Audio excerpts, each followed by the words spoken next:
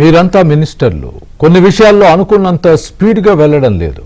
2 ఏళ్ల కూటమి విజయాలను జనంలోకి తీసుకువెళ్లడంలో విఫలమవుతున్నారు. ఇప్పటికైనా అలర్ట్గా ఉండండి. దశాబ్దాలుగా పెండింగ్లో ఉన్న భూముల్ని ప్రజలకు అప్పగించే వేళ మంత్రులు ఓనర్షిప్ ఎందుకు తీసుకోవట్లేదు? జిల్లా ఇన్ఛార్జ్ మంత్రి, కలెక్టర్ కలిసి ఎందుకు పనిచేయడం లేదు? వివిధ జిల్లాల్లో సమీక్షా మండలి సమావేశాల ఏర్పాటులో జాప్యం ఎందుకు చేస్తున్నారు?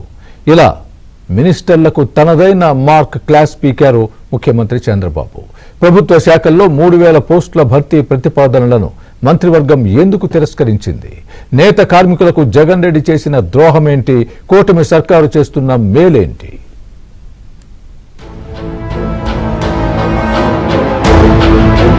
ఏపీ మంత్రివర్గ సమావేశం ముఖ్యమంత్రి చంద్రబాబు అధ్యక్షతన సచివాలయంలో జరిగింది. అజెండా అంశాలు పూర్తయ్యాక అధికారులను బయటకు పంపించి మంత్రులకు క్లాస్ పీకారు సీఎం. చాలా అంశాల్లో మంత్రులు వెనకబడిపోతున్నారని అసంతృప్తి వ్యక్తం చేశారు. పలు అంశాల్లో మంత్రులు సరిగా ముందడుగు వేయలేకపోతున్నారని, అప్రమత్తం కావాల్సిన ఆవశ్యకతను సూచించారు. జిల్లా ఇన్ఛార్జి మంత్రి, కలెక్టర్ కలిసి పనిచేస్తే జిల్లాల్లో ఉండే సమస్యలు చాలా వరకు పరిష్కారమవుతాయని, ఇద్దరూ కలిసి క్షేత్రస్థాయికి వెళ్లాలని సూచించారు చంద్రబాబు.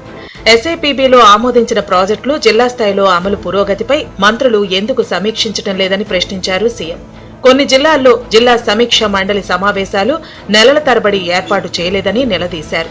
ఎందుకు చేయలేకపోతున్నారని ప్రశ్నించారు. ఈ సమావేశాలు ఏర్పాటు చేసి జిల్లా సమస్యలను అక్కడికక్కడే పరిష్కరించుకోవచ్చు కదా అని తలంటు పోశారు ముఖ్యమంత్రి. శ్రీకాకుళం జిల్లా పలాసలో మాజీ మంత్రి సీదరి అప్పలరాజు కుమారుడు యాక్సిడెంట్ చేసి ఒక మనిషిని చంపిన వ్యవహారం, తిరుపతిలో ఆంజనేయస్వామి విగ్రహం దొంగిలించిన ఎపిసోడ్లను ఉదహరించారు ముఖ్యమంత్రి.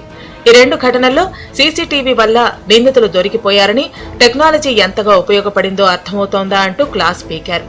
ఇక రాజకీయంగా దుమారం రేపిన డీఎస్సీ పరీక్షల వ్యవహారంలో వైసీపీ చెప్పిన విషయాలను ప్రజలు నమ్మలేదని, మంత్రులు, అధికారులు పూర్తిస్థాయి వివరణ ఇవ్వడంతో ప్రజలకు నిజాలు తెలిశాయన్నారు. చివరకు కోర్టుకు వెళ్లినా అక్కడ కూడా జగన్ బ్యాచ్ సక్సెస్ కాలేదని కామెంట్ చేశారు చంద్రబాబు.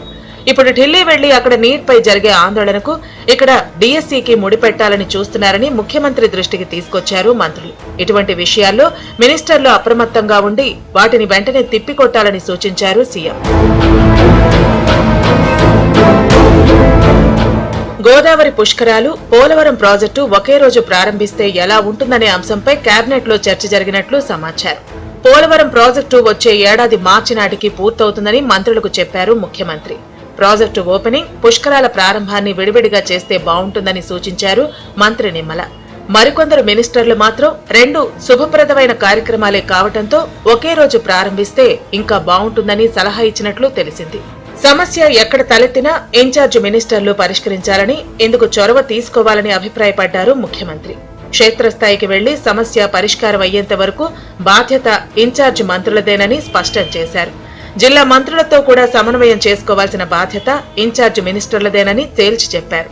భోగాపురం ఎయిర్పోర్టు ప్రారంభోత్సవానికి సంబంధించి ప్రధాని పర్యటన వివరాలను మంత్రులకు వివరించారు చంద్రబాబు. ఉత్తరాంధ్రలోని 6 జిల్లాల్లో పెన్షన్లు 1 రోజు ముందే పంపిణీ చేసి ఆగస్టు 1న పూర్తి స్థాయిలో ప్రధానమంత్రి కార్యక్రమంలో నిమగ్నం కావాలని ఎమ్మెల్యేలు, మంత్రులకు సూచించారు ముఖ్యమంత్రి. 2 ఏళ్ల విజయాలపై అమాత్యులు తాను చెబితే ప్రెస్ మీట్లు పెట్టినా వాటిని ప్రజల్లోకి పూర్తి స్థాయిలో తీసుకువెళ్లలేకపోయారని వ్యాఖ్యానించారు సీఎం చంద్రబాబు.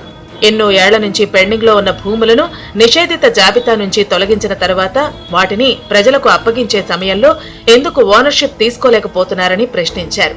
మంగళగిరిలో మంత్రి లోకేష్ 2 రోజుల పాటు 3000 పట్టాలు ఇచ్చి పూర్తి స్థాయిలో ఓనర్షిప్ తీసుకున్నారని, 2 రోజులు అక్కడ మకాం వేసి లబ్ధిదారులతో గడిపారని, అలా అందరూ ఎందుకు చేయలేకపోతున్నారని మంత్రులను నిలదీశారు ముఖ్యమంత్రి చంద్రబాబు.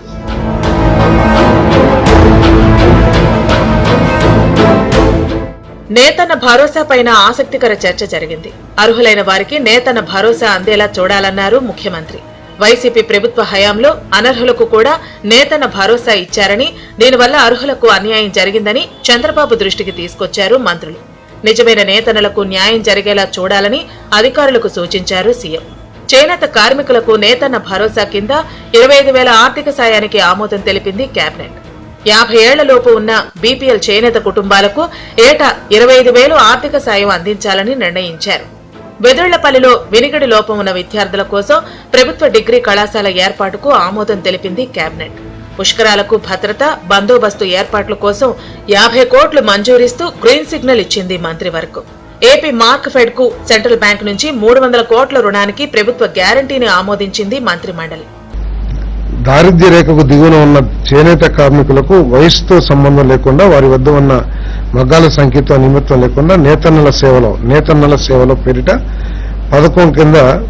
కొత్త పథకం కింద ఒక్కో కుటుంబానికి ఏటా 25,000 ఆర్థిక సహాయం అందించే ప్రతిపాదనకు రాష్ట్ర మంత్రిమండలి ఆమోదం తెలిపింది.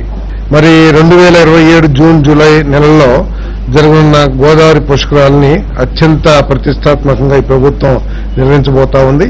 కొన్ని కోట్లాది మంది భక్తులు మరి గోదావరి పుణ్య స్నానం చేయటానికి వచ్చే అవకాశం ఉంది. కాబట్టి ఈ పుష్కరాలని సమర్థవంతంగా ప్రజలకి సౌకర్యవంతంగా నిర్వహించాలనే ఉద్దేశంతో మరి భద్రత మరియు బందోబస్తు ఏర్పాట్లు చేపట్టేందుకు అయ్యే వ్యయం కోసం 50 కోట్లు మంజూరు చేసే ప్రతిపాదనకు రాష్ట్ర మంత్రి మండలి ఆమోదం తెలిపింది. ఇదే సందర్భంలో పొగాకు ధరల అంశాన్ని ముఖ్యమంత్రి వద్ద ప్రస్తావించారు మినిస్టర్లు. పొగాకు ధరల అంశాన్ని వివాదం చేయాలని వైసీపీ చూస్తోందని మంత్రులు చెప్పగా, అసలు వారికి ఆ అవకాశం ఎందుకు ఇవ్వాలని ఎదురు ప్రశ్నించారు చంద్రబాబు. గతేడాది మనమే పొగాకు కొనుగోలు చేసిన అంశాన్ని ఈ ఏడాది కూడా పొగాకు రైతుల కోసం ఏం చేశామో వివరించాలని అభిప్రాయపడ్డారు.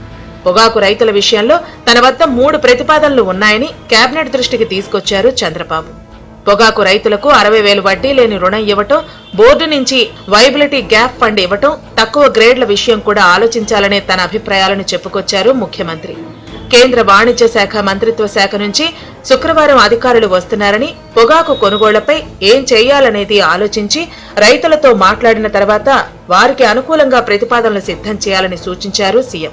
గోదావరి నుంచి బనకచర్ల ప్రాజెక్టుపై కేంద్రం సానుకూలంగా ఉందని, గోదావరి కావేరీ నదుల అనుసంధానంలో గోదావరి బనకచర్ల ప్రాజెక్టు కూడా వస్తుందని, కేంద్రం నుంచి కొంత సాయం కూడా లభిస్తుందని మంత్రులకు వివరించారు ముఖ్యమంత్రి చంద్రబాబు. వివిధ ప్రభుత్వ శాఖల్లో 3,168 పోస్టుల భర్తీ కోసం కేబినెట్ అనుమతి కోసం వచ్చిన ప్రతిపాదనను మంత్రివర్గం తిరస్కరించింది. దీనిపై మళ్లీ అధ్యయనం చేయాలని ఆదేశించారు సీఎం చంద్రబాబు. కొన్ని శాఖల్లో ఉద్యోగాల అవసరం ఉందని, వాటిని కూడా పరిశీలించి ప్రతిపాదనలు పంపాలని కోరారు. శాఖల మధ్య సమన్వయంతో ఎల్నినో కారణంగా ఏర్పడిన పరిస్థితులను సవాల్గా తీసుకుని పరిష్కరించాలని, ఎప్పటికప్పుడు ప్రజలను అప్రమత్తం చేయాలని మంత్రులకు సూచించారు.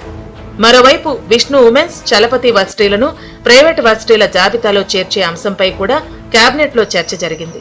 నేరేడు బ్యారేజీ నిర్మాణానికి 641 కోట్ల పరిపాలనా అనుమతులకు కేబినెట్ చర్చించింది. హెచ్ఎన్ఎస్ఎస్ఎస్ ఫేజ్ 2 పనుల అంచనాను 241 కోట్ల నుంచి 312 కోట్లకు పెంచుతూ ఆమోదం తెలిపింది మంత్రివర్గం.